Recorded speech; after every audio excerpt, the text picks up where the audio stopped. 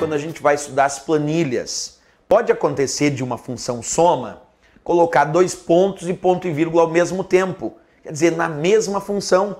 Tu imagina que tu está fazendo uma prova e aí aparece dois pontos e também ponto e vírgula.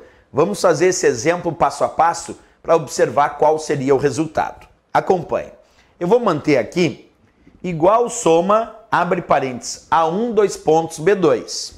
Vou colocar ponto e vírgula e agora vamos colocar aqui C3 e fechar parênteses. Neste exemplo de função soma que eu acabei de construir, eu tenho dois pontos e também tenho ponto e vírgula dentro da mesma função soma. Olha lá, igual soma, abre parênteses, A1, dois pontos, B2, ponto e vírgula, C3. Então tem dois pontos e tem ponto e vírgula. Um detalhe importante, quem separa os argumentos da função é o ponto e vírgula. Portanto, não confundir argumento com célula. Porque aqui eu tenho vários indicativos de células. Mas quem separa argumento é o ponto e vírgula. Portanto, se eu tenho um ponto e vírgula, isso quer dizer que eu tenho dois argumentos. No primeiro argumento eu tenho A1, dois pontos, B2. No segundo argumento eu tenho C3.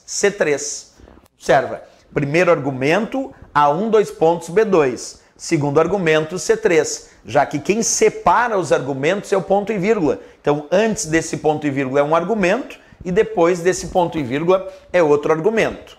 Pois bem, cada argumento da função soma é independente e produz um resultado. Eu tenho que descobrir o resultado de cada argumento separado lá por ponto e vírgula e ao final somar o resultado desses argumentos. Observa, se no primeiro argumento da função soma eu encontro um intervalo, nesse caso A1, dois pontos, B2, então eu tenho que verificar qual é o resultado da soma deste intervalo A1, dois pontos, B2 que a gente já fez. A1, pontinho na parte superior esquerda, B2, pontinho na parte inferior direita, ligando A1, dois pontos, B2, é a soma de 4, 7, 13 e 6. O resultado deste primeiro argumento, então, é 20. 20 é o resultado do meu primeiro argumento. Perfeito. Aí eu tenho ponto e vírgula e um outro argumento, C3. Quanto vale C3, que está no segundo argumento desta função soma? Coluna C, linha 3, C3 vale 1. Então o resultado do primeiro argumento, que era um intervalo, porque tinha dois pontos, é 20. E o resultado do segundo argumento, que era apenas uma célula, é 1. Então 20 como resultado do primeiro argumento e 1 como resultado do segundo argumento, a soma vai dar 21. Vamos pressionar Enter e testar. Observa, 21 é o resultado desta minha função soma.